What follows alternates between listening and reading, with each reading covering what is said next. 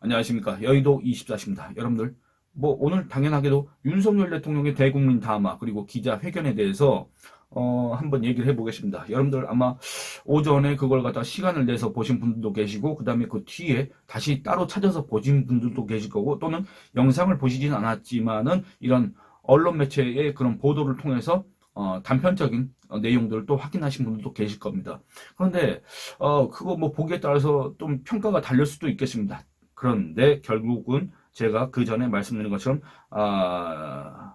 뭐라고 그래야 될까? 상당히 부족한 면이 많다. 일단 이렇게 말씀드리고 싶습니다. 실망스럽다 이런 얘기는 하지 않겠습니다. 왜냐?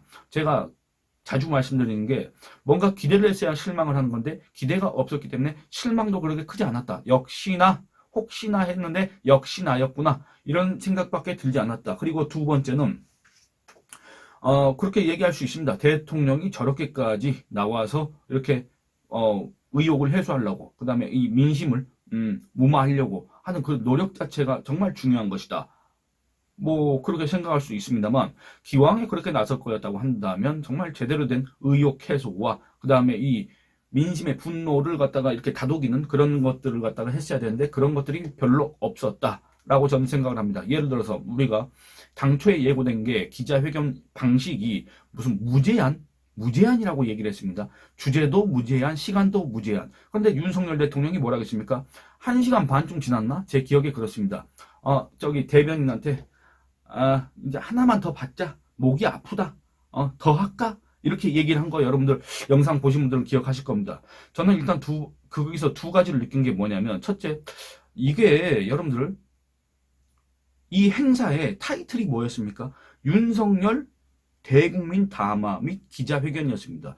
윤석열 대통령이 우리 국민한테 직접적으로 얘기하는 것도 있었고, 기자회견이지만 기자들하고의 이 문답을 주고받는 거지만 이거 기자들한테 들으라고 하는 얘기가 아니지 않습니까? 우리 국민한테 들으라고, 우리 국민한테 보라고 하는 얘기 아니었습니까? 그러니까 즉 대한민국 헌법 제1조에 의해서 대한민국의 주인인, 대한민국의 주권자인, 대한민국의 그 주권자가 지금 지켜보고 있는데 거기에서 그 공적인 장소에서 그 행사의 의미, 그 장소의 의미가 정말로 큰데, 정말 중요한데, 그 자리에서 대통령이 여러분들 그 반말로 이렇게 얘기하는 거 보기에 어떠셨습니까? 참 윤석열 대통령 보기 참 소탈하고 격이 없고 참 친근하게 대하는구나. 이렇게 여기셨습니까? 아니면 참 그렇다. 이렇게 생각하셨습니까? 저는 후자입니다. 참 윤석열의 태도 이런 거 계속 지적을 받지 않습니까? 참 사람의 이런 태도 이런 게 정말 중요하고, 그 다음에 한번 굳어진 거 이거 정말 잘 바뀌지 않는구나 다시 한번 느꼈습니다. 그리고 저 자신도 다시 한번 반성하는 계기가 됐습니다. 저도 제가 잘 모르는 그런 저만의 습관들, 말투, 말버릇 이런 것들 많이 있을 텐데 이게 다른 사람들이 봤을 때는 저런 거부감이 들게 할 수도 있겠구나 그런 생각이 들었다 그 말입니다. 그런데 윤석열 대통령이 기자회견 앞서서 대국민 담화 앞서서 자기 참모들하고 이틀 동안 준비를 했다는 거 아니겠습니까? 근데 대체 그렇다고 한다면 뒤에도 이제 윤석열 대통령이 이 대통령실 참모들이 이 전달을 잘못해서 오해가 발생했다는 취지로 얘기를 한 바 있는데, 윤석열 대통령의 말대로라고 한다면 대체 이 대통령실 참모들은 무슨 면목으로 월급을 받아먹고 있는지 저는 도대체가 이해가 안 됩니다. 이런 사람들을 왜 참모로 쓰고 있는지 그것도 이해가 되지 않습니다. 그건 뒤에 말씀드리도록 하겠습니다. 결국에는 우리가 무제한이라고 하면 우리가 영화 속에서 보는 그런 장면들, 또는 우리가 미국에서 백악관에서 대통령과 기자들이 펼치는 설전, 논전 이런 것들을 갖다가 우리가 떠올리기 마련인데, 여러분들 어떻습니까? 그냥 과거 그런 기자회견보다는 좀 시간이 좀 길었고, 그 다음에 질문, 문답도 좀 여러 개였고, 그것 말고는 뭔가 우리가 기대했던 정말 이 치열한 공방전 속에서 의혹이 해소가 되고, 그 다음에 대통령이 정말로 이런 생각을 하고 있었구나, 대통령에 대해서 우리가 오해하는 게 있었구나, 그런 것도 조금 확인이 되고, 그리고 대통령이 저렇게까지 노력하고 있는데 미워도 다시 한 번이라고 해야 될까, 그런 마음을 가질 수 있는 그런 계기가 돼야 정치적으로 어떤 효과가 있었을 거 아니겠습니까? 그런데 그 기자회견의 형식도 그렇고 내용도 그렇고 별 효과가 없을 것 같다. 이런 생각이 듭니다. 그래서 얘기하고 싶은 건 그렇습니다. 여러분들, 저는 뭐 윤석열 대통령 이번 기자회견 잘했다, 못했다, 이런 것들을 떠나서, 이런 식의 평가를 떠나서, 윤석열 대통령의 기자회견을 보면서 한 두 가지 정도의 그런 단어가 떠올랐습니다. 첫 번째는 동문서답입니다. 동문서답. 윤석열 대통령 말을 잘 못합니다. 윤석열 대통령은 말을 잘하는 걸로 알고 있는지 모르겠습니다. 윤석열 대통령은 자기가 지위상으로 그렇기 때문에 자기가 얘기를 했을 때 다른 사람들이 얘기를 못하고 끼어들지도 못하고 반박도 제대로 못하고 그러다 보니까 자기가 정말로 논리적이고 자기가 논리정연하고 자기가 말도 잘하고 정말 달변가다 이렇게 생각하는지 모르겠습니다만 제가 봤을 때는 전혀 아니올 시다였습니다. 말 못합니다. 말 못하고 그리고 질문의 취지도 제대로 이해하지 못하는 것 같다는 느낌을 받았습니다. 그리고 그에 따라서 그 결과인지 모르겠지만 이 묻는 질문에 제대로 된 답변을 하지 못하는 것 같았습니다. 한마디로 동문서답이었다. 동문서답. 그게 의도한 것인지 아니면 정말로 질문을 제대로 이해하지 못한 것인지 모르겠으나 어쨌든 결과적으로는 동문서답인 측면들이 너무나도 많았다. 이렇게 얘기하고 싶습니다. 두 번째. 이거는 제가 며칠 전에도 썼던 이 영상의 제목에 나오는 표현인데 아전인수. 그러니까 자기가 유리한 대로만 얘기를 한다. 이것도 아까 처음에 말씀드린 것처럼 동문서답과 일종의 연결이 되는 그런 표현일 수 있겠지만 아전인수. 물론 사람이 자기가 유리한 얘기를 하는 건 너무나도 당연한 거고 윤석열 대통령처럼 지금 현재 궁지에 몰렸다고 해야 될까? 위기에 직면했다고 해야 될까? 그런 사람이 이런 공개된 장소에서 서로 이렇게 치열한 제가 봤을 땐 별로 치열하진 않았습니다만 어쨌든 그런 과정에서 당연히 아전인수격 주장이 나올 수도 있습니다만 전체적으로 그런 것들이 너무나도 많이 발견됐다. 그리고 여기에 한 가지 더 추가하고 싶은 거 아전인수하고 비슷한 게 뭐냐면 여러분들 내로남불이 있습니다. 이것도 제가 며칠 전 영상에서 제목으로 썼는데 윤석열 대통령의 내로남불을 다시 한번 확인할 수 있었다.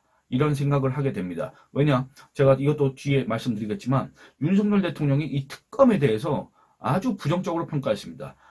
정말 저거는 반헌법적이다. 위헌적인 것이다. 특검 자체가. 왜냐? 특검이 여러분들 기존의 특검법이 있지 않습니까? 특별검사의 임명 등에 관한 법률, 그 특검법에 따르면 이제 특별검사 후보 추천위원회를 구성하는데 거기에 법무부 차관과 그다음에 법원 행정처장과 이런 사람들이 모여가지고 이제 추천을 하면은 이제 대통령이 임명을 하는 건데 그것 말고 이제 개별적인 사건에 대한 특검을 따로 구성할 때가 있지 않습니까? 예를 들어서 박근혜 정부 하에 민간인 최순실의 국정농단 의혹 등에 관한 특별검사 그거 있지 않습니까? 그런 것처럼 개별 특검을 임명할 때 국회가 교섭단체든 비교섭단체든 교섭단체들만 하는 거든 국회가 어쨌든 후보자를 추천하고 대통령이 그중에서 선택을 하고 임명을 하는 거 아니겠습니까? 사실상 이 국회가 특검을 임명하는 그런 특검이 있었습니다.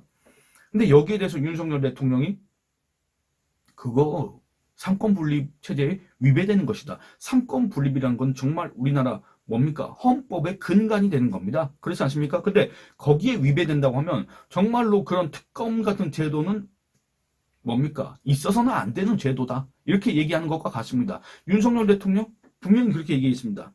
국회가 사실상 임명하는 특검은 정말로 삼권 분립에 위배된다. 미국에선 그렇게 하지 않는다. 이렇게 얘기를 했습니다. 그런데 여러분들 제가 아까 말씀드린 것처럼 이 소위 말해서 최순실 특검법 있지 않습니까? 거기에서는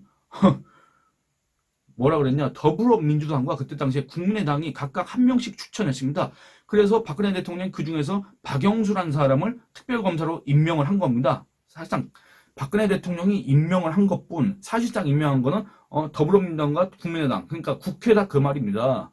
그때 당시에 그 박영수 특검에 수사팀장으로 참여했던 사람이 누구였습니까? 바로 윤석열 대통령입니다. 저는 윤석열 대통령이 그때 당시에 이런 특검 제도는 정말 위헌적이다. 이런 특검 제도는 다른 나라에서는 볼 수가 없는 정말 기형적인 제도다. 그렇기 때문에 나는 여기에 참여할 수가 없다고 그렇게 거부하거나 반박하거나 비판한 거를 본 적이 없습니다. 제 기억에는 없습니다. 제 기억이 잘못됐을지 모르겠지만 그러면 그때 당시에 박영수 특검의 수사팀장으로 활약을 실제 했는지 모르겠지만 어쨌든 참여를 했지 않습니까? 그 검사 윤석열과 지금 우리 국민 앞에서 서가지고 대국민 담화를 하고 기자회견을 하면서 그거 특검 잘못된 거다. 그 특검 우리 헌법에 위배되는 것이다. 그런 특검 외국에선 안 한다. 미국은 대통령이 지시하고 법무부 장관이 임명한다로 이렇게 설명했던 그 대통령 윤석열과는 다른 사람입니까, 여러분들?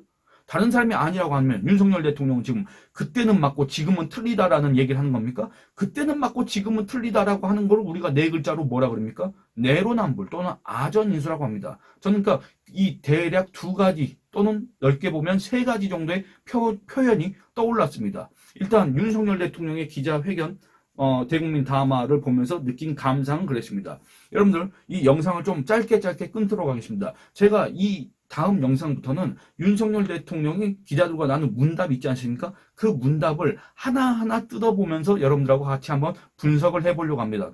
분석이라고 하기보다는 이 윤석열 대통령이 말은 쉼없이 했습니다. 그러니까 목이 아플 수도 있습니다. 그렇게 생각합니다.